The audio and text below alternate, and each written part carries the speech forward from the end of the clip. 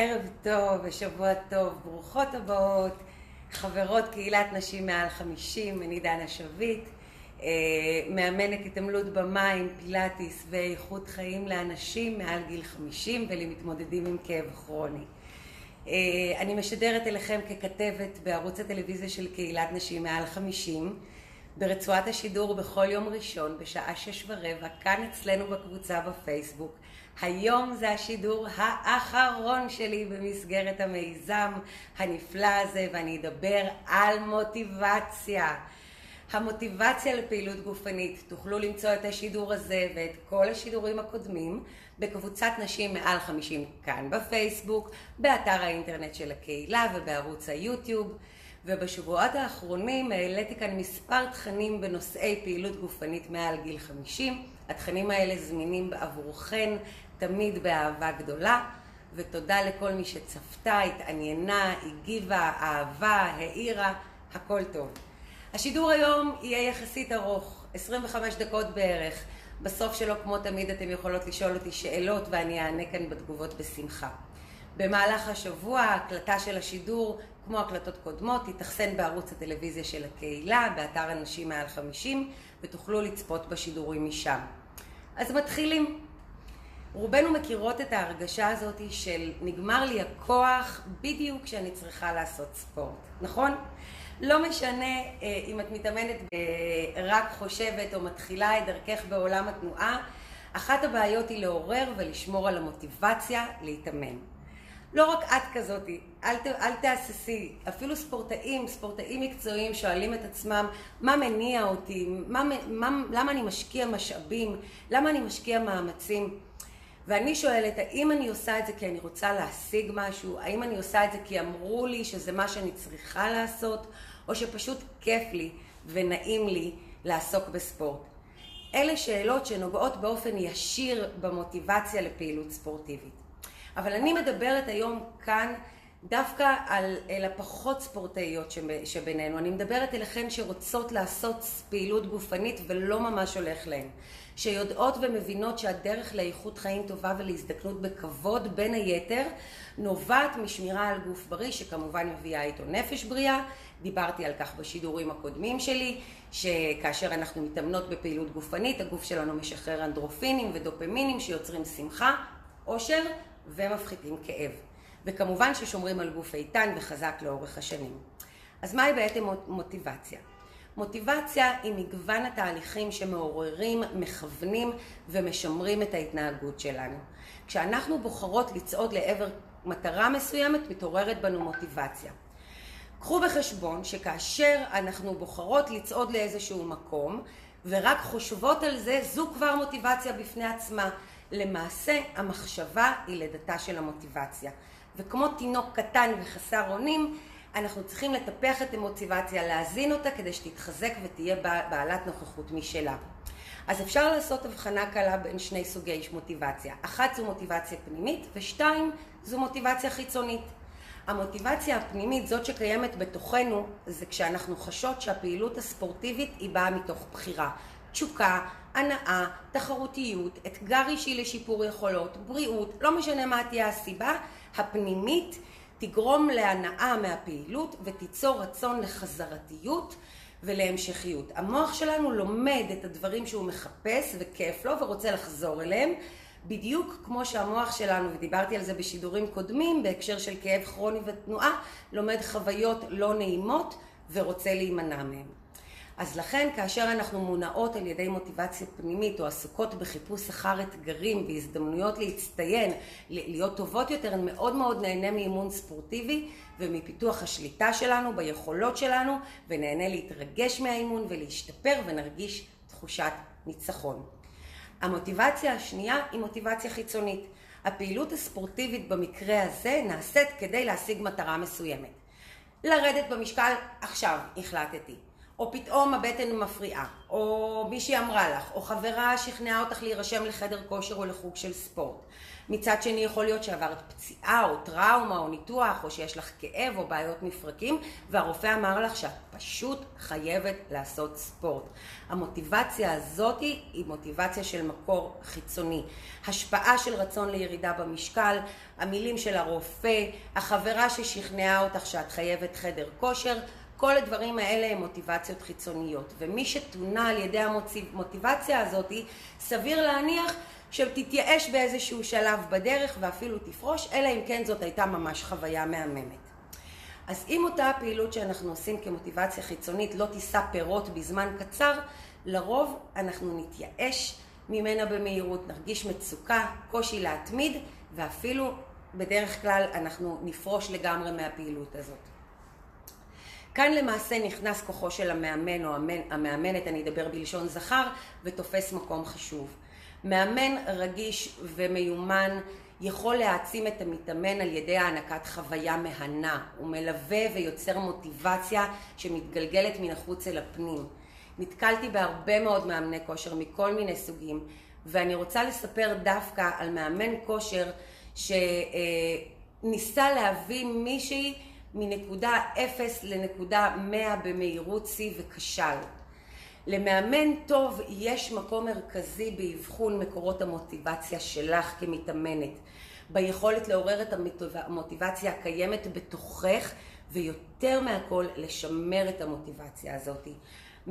מאמן שעובד בצורה נכונה יהווה גורם משמעותי, יכול להוות מודל לחיקוי ולעזור לך להתמיד, להתעסק בספורט ולשפר את היכולות שלך. אז רציתי לספר לכם קודם על מאמן שהוא פחות מעורר מוטיבציה, ואני רוצה לספר לכם סיפור על חברה שלי. יש לי חברה שאחרי שנים במחשב הבינה שהיא צריכה, משהו בפנים בה הבין שהיא צריכה לעשות פעילות גופנית. שינסה מותניים, קראה למאמן אישי, הבן אדם הוריד אותה ל-45 דקות של הליכה רצופה. אמא, כאילו היא חזרה גמורה, היא חזרה מותשת, היא קמה עם התכווצות שרירים, אמרה לא רוצה את החרא הזה יותר בחיים שלי, מה לי ולדבר הזה, זה לא בשבילי. שוחחתי איתו בטלפון ואמרתי לה, תקשיבי, בואי אני שמה לך אתגר. מחר בבוקר, עזבי את המאמן, עזבי את הכל, מחר בבוקר שימי נעלי ספורט, רדי להביא את הדואר מלמטה. זהו, רדי במעלית, תעלי במעלית, רק תביא את הדואר למטה. אם ממש כיף לך, תעשי סיבוב בשכונה. אבל אם לא, הכל בסדר והכל רגוע. היום גם כן, זה הסיפור שהדרך אגב עקבתי אחריה, היא ירדה, היא הביאה את הדואר, היא עשתה סיבוב בשכונה, היא עשתה סיבוב הרבה יותר מזה, היא אפילו הצטרפה אליי להתאמנות במים בבריכה פעמיים, רק כדי לגלות שהשד הוא לא כזה נורא של התאמנות, ואפשר לקבל ממנה הרבה מאוד הנאה. אז היום גם כן שאלתי את בנות הקבוצה שלנו לפני שעליתי לשידור, איך אתן מעוררות בעצמכם את המוטיבציה לעשות ספורט? וקיבלתי הרבה מאוד תגובות. אני רוצה לשתף אתכן בכמה תגובות ממש מעוררות השראה. מלכי סיפורן, אני מקווה שאני אומרת את השם שלה נכון, כתבה, המוטיבציה באה עם הידיעה, ואני מקריאה, המוטיבציה באה עם הידיעה שבמהלך הספורט ואחריו ההרגשה מדהימה. עם הזמן השינויים שנוצרים בגוף ובחוזק לטובה הם תוספת חזקה מאוד למוטיבציה. התחלתי להתאמן במכון בגיל 50 כמתנת יום הולדת. מלכי מספרת, פעם בשבוע, לאט לאט הוספתי עוד יום ועוד יום, היכולות שלי השתפרו, הגוף שלי התחזק, משקולות, אירובי. היום מלכי מתאמנת 5 ימים בשבוע, 4 פעמים במכון ופעמיים רוקדת. הולכת הליכות ארוכות של 8-10 קילומטר ומספרת שהיא מרגישה הרבה יותר טוב מאשר שהיא הייתה צעירה, והיום היא בת 57. טל בירמן כותבת שבגדי ספורט יפים ונעליים איכותיים מעוררות במוטיבציה, והיא הולכת 6 קילומטרים ביום. מיכל חווה כתבה לי שהכלב מעורר במוטיבציה, והיא עושה הליכות 3 פעמים ביום ארוכות, ואפילו שלחה צילום מסך של האפליקציה. יהודית סולומון כתבה שהיא מסתכלת על בגדים יפים שהיא חומדת אותם במידות קטנות יותר, ומסתכלת באלבום תמונות שהיא הייתה רזה וכתובה, וזה מעורר במוטיבציה. רינה בר כתבה ששגרה יומית של ספורט הוא חלק ממנה, היא בוחרת את הפעילויות שכיף לה לעשות. היו גם כן תשובות אחרות, פחות מעוררות מוטיבציה, כמו למשל אנחנו מכריחים את עצמנו לצאת מהנוחות ולעשות ספורט. האמת היא שאני לא ממש מצליחה, כשיש לי פרטנרית זה הולך יותר קל. אוי, נושא ממש כאוב, בכוח, בלית ברירה. בנות, אני איתכן, באמת, בכל תגובה ואני מכבדת, מגוון, מעניין, מעיד על הייחוד של כל אחת מאיתנו וכיצד היא תופסת את נושא המוטיבציה לפעילות גופנית. אני למדתי מזה המון. אני רוצה להתייחס היום דווקא למי שמתקשה למצוא את מעיין המוטיבציה. אני רוצה לספר לכם על חשיבות ההנאה. ההנאה היא מילת המפתח. המרכיב החשוב ביותר הוא לדאוג כל הזמן שבאימון יהיה לכם כיף ומהנה. תעסקו בפעילות שיוצרת לכם עונג. ברגע שמדד העונג יורד, אתן עשויות להתחיל לזלזל באימון שלכם ואפילו להגיע למצב שבו תפרשו מהפעילות. באמת, יש אין ספור סוגי פעילויות. כל אחת יש לה את הפעילות שמתאימה לה. כל אחת יש את הפעילות שגורמת להנאה ויוצרת חוויה חיובית. תחפשי את הפעילות הזאת שגורמת לך הנאה. זה אומר שגם אם בדרך תחליפי כמה סוגי פעילויות, סבבה, הכל טוב. אל תלכי עם העדר, לכי עם הלב שלך ועם הפעילות שמתאימה לך, גם אם לחברה הכי טובה שלך זה לא מתאים, מקסימום תיפגשו לקפה אחרי האימון.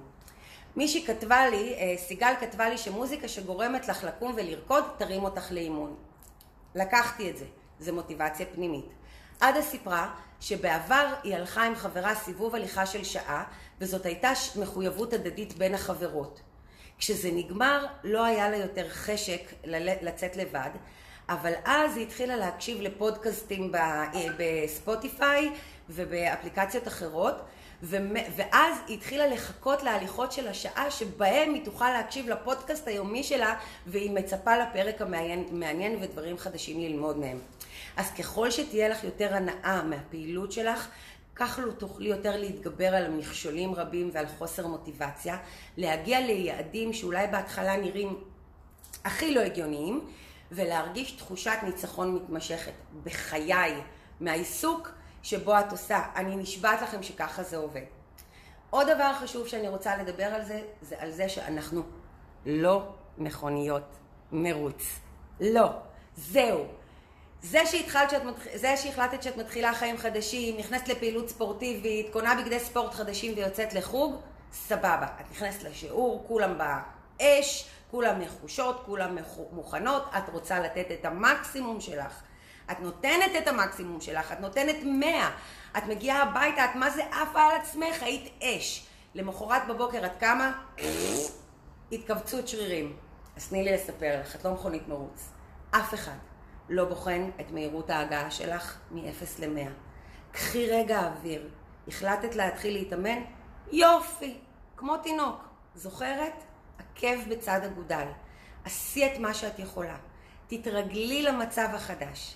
תני לגוף שלך שנייה אחת להבין שמשהו קורה כאן, ותקשיבי כמו אימא דרוכה לרחשי גופך.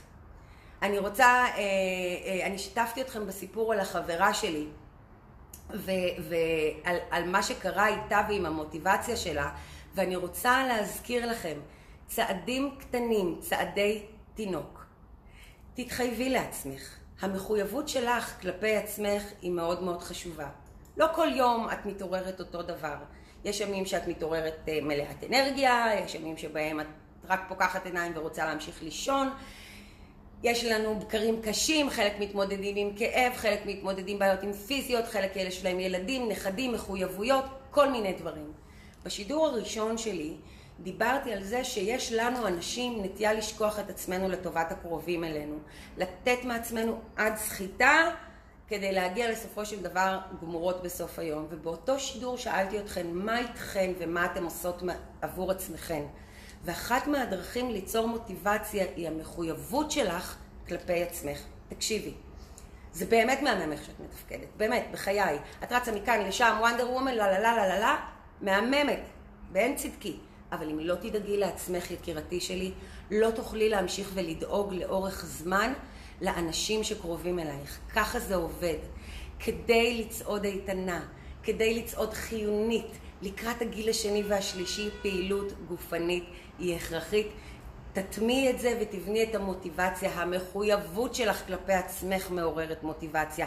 הרצון שלך להתבגר בחן, לשמור על גוף איתן ולהיות מסוגלת להשתובב עם דורות ההמשך, מעורר מוטיבציה. את יודעת את זה. את מבינה את זה. התחייבי כלפי עצמך. תעשי את זה בקול רם. תכתבי את זה כמנטרה. תמצאי את הדרך שמתאימה לך, אבל המחויבות שלך כלפי עצמך תעורר אדוות וגלים חיוביים וחיוניים לסובבים אותך וליקרים שלך. המחויבות שלך לשמירה על עצמך תעורר השראה אצל אחרים ותעצים אותם. בואי נדבר רגע על מאמן אישי. אני מדברת המון, זה שידור ארוך, אני יודעת, תודה לכם שאתם איתי. אם יש לכם איזה שהם שאלות תוך כדי שאני פה חופרת, ראש מדבר, תרשמו לי כאן בתגובות את השאלות שלכם. אני אשמח לענות, אני אשמח לתת לכם את כל הידע שלי באהבה. אז באמת בואו נדבר על מאמן אישי. מאמן אישי או מאמן בכלל יכול להיות זרז לפיתוח מוטיבציה פנימית באמצעות מוטיבציה חיצונית. דיברנו על זה. הבסיס של היכולת של המאמן להתחבר למוטיבציות שמניעות אותך כמתאמנת, קשור בראש ובראשונה ליכולות הבין אישיות של המאמן שאת בוחרת. שימי לב לזה כשאת בוחרת מאמן אישי, בין אם המאמן אישי שלך הוא מישהו שאת נפגשת איתו פרונטלית, או בין אם המאמן אישי שלך הוא בן אדם שאת מסתכלת עליו ביוטיוב או בכל פלטפורמה דיגיטלית אחרת. על מנת ליצור קשר משמעותי, מאמנים טובים משתמשים בכלים פסיכולוגיים ובין אישיים שעומדים לרשותם, ואנחנו לומדים את זה בלימודים שלנו לאימון ספורט, להקשיב ולהתייחס למצב הרגשי של המתאמנים שלנו. הכלים האלה כוללים את היכולת שלנו כמאמנים טובים להיות אמפתיים אל המתאמנים, להכיל את המצוקות של המתאמנים ולראות את המתאמן כיחידה אנושית ולא רק כיחידת אימון. אז אם יצאת מתוסכלת או כעוסה מאימון, את צריכה לתקשר את זה עם המאמן שלך. המאמן שלך אמור ויכול להכיל את המצוקה הזאת ולגשת אליה באמצעות הכלים שעומדים לרשותו. גם אם המאמן העביר ביקורת כלפייך, שזה לפעמים מאוד מאוד חשוב, אם הוא מאמן טוב, הוא ידע לעשות את זה בדרך שתלמד אותך ותקדם אותך הלאה, כי גם לבקר מתאמן צריך לדעת איך, וצריך להיות קשוב אליו כיחידה אנושית אחת, כמו שאמרתי קודם. גם אם ביום רע את יוצאת לאימון, מה שאני באופן אישי עושה, חשוב לתקשר את זה עם המאמן שלך ולשתף את הרגשות שלך. אם את מרגישה לא טוב פיזית או נפשית, מצב רוח, את צריכה להרגיש מספיק פתוחה עם המאמן שלך, או אם את מסתכלת ביוטיוב עם עצמך ולהגיד שהיום זה לא היום המיטבי שלי. המאמן יכול להיות גם כן כמודל לחיקוי ומודל להזדהות. מאמן שיכול ליצור קשר רגשי משמעותי, יחסים חברתיים והנאה של מתאמנים הוא מאמן ראוי. דמוי לחיקוי והזדהות, ולא חסרים כאלה, יש הרבה כאלה. אז אם בחרת גם להתאמן בקבוצה או באופן פרטי, תחפשי את המאמן ואת המקורות שאת מזדהה איתם, שאת מקבלת השראה ממנו או שאת רואה מודל לחיקוי בבן אדם שמאמן אותך. כאשר המאמן הוא מודל לחיקוי ומקור השראה, המוטיבציה הפנימית מתעוררת והתחושה של המסוגלות עולה פלאים. הדבר יכול לבוא לידי ביטוי בדרך בה המאמן מדבר, מתנהג, איך הוא מתייחס לאנשים, איך הוא מתלבש. החינוך האמיתי והאימון האמיתי וההובלה נעשים בדוגמה אישית ולא במילים, ולכן הסתכלי על המאמן וראי מה הוא משדר לך. קחי בחשבון שכשאת מתאמנת מותר לך לטעות. כמה פעמים ניסית לעשות איזשהו תרגיל מסוים, משהו שכולל קואורדינציה אולי, ולא ממש הצלחת. לא משנה מה, את כל הזמן טועה. מותר לך. קואורדינציה, כוח, ריכוז. הן יכולות ותכונות שנרכשות והן דינמיות, הן יכולות ללכת לאיבוד ולחזור. בתור מאמנת, אני אומרת לכם, בתור מאמנת אני טועה מלא פעמים. מלא פעמים. לפעמים אני שוכחת צד שלם, לפעמים אני שוכחת איזשהו תרגיל בסט, לפעמים אני לא כל כך מתאימה למוזיקה, לפעמים אני סופרת לא נכון, לפעמים אני אומרת לבצע תרגיל מסוים ובעצמי מראה משהו אחר. אז מה? אז מה? זה קורה, זה לא סוף העולם. אל תתני לזה לשבור את הרוח שלך, אל תתני לזה לדכא את המוטיבציה שלך. תמשיך יאללה עם חיוך קטן על השפתיים והופ, שוכחים מזה. כל פעם שתתגברי על טעות ותמשיך יאללה, כי ההצגה חייבת להימשך, תרגישי טעם מתוק של ניצחון, כי התגברת, כי התעלית, כי ניצחת, כי טעית, וזה מותר לך.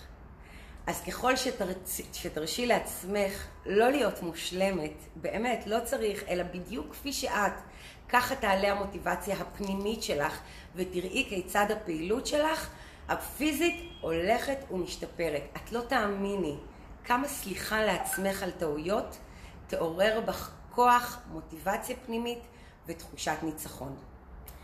אז זה לגבי זה.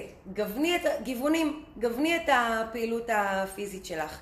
חשוב מאוד שהפעילות הפיזית שאת עושה תהיה מעניינת ומגוונת. פעילות משעממת מורידה את המוטיבציה. לחזור על אותה שגרת תרגילים שוב ושוב זה משעמם.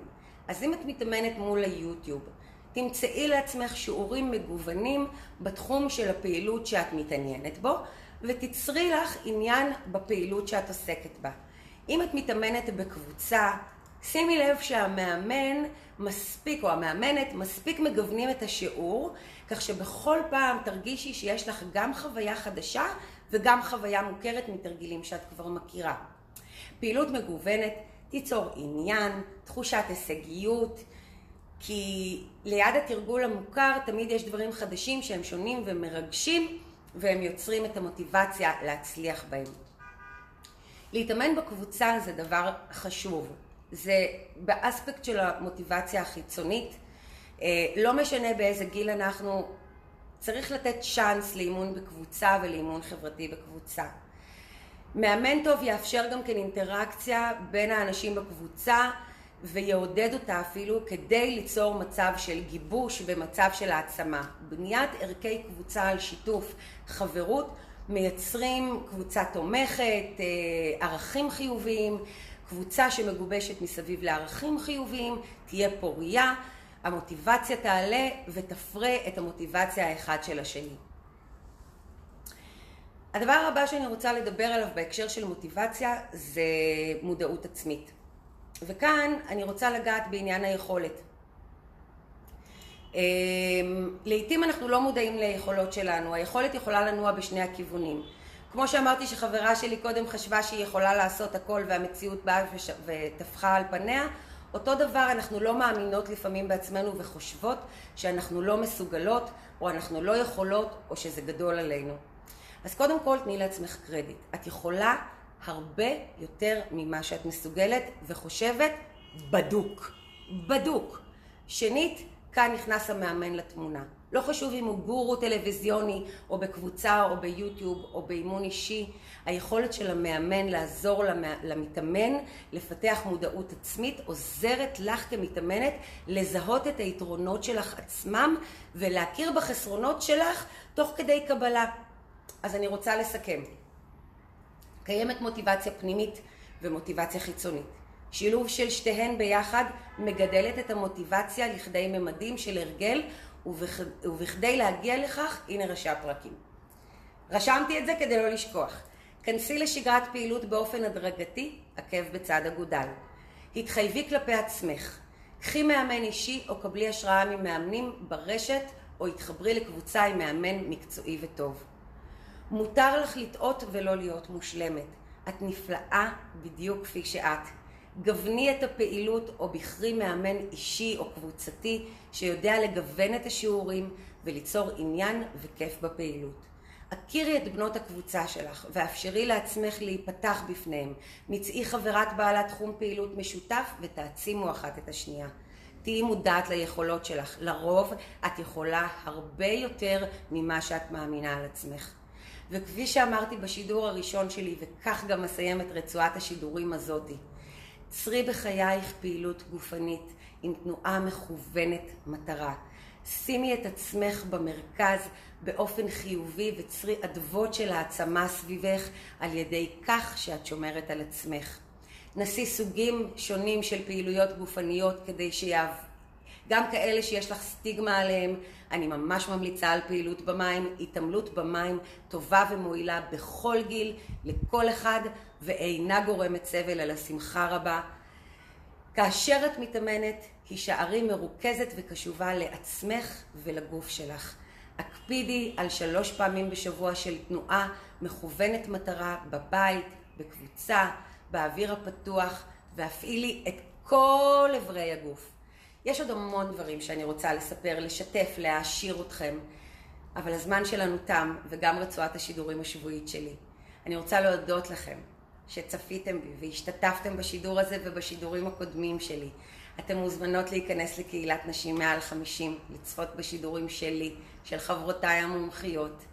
אני דנה שביט, אני הייתי איתכם ב7 או 8 השבועות האחרונים. אני מאמנת התעמלות במים, פילאטיס, פיטנס, לנשים מעל גיל 50, לאנשים שסובלים מכאב כרוני. אני הייתי דנה שוב, ואתם הייתם אתם. אני מודה לכם על ההקשבה. תודה ולהתראות. אני פה לכל שאלה.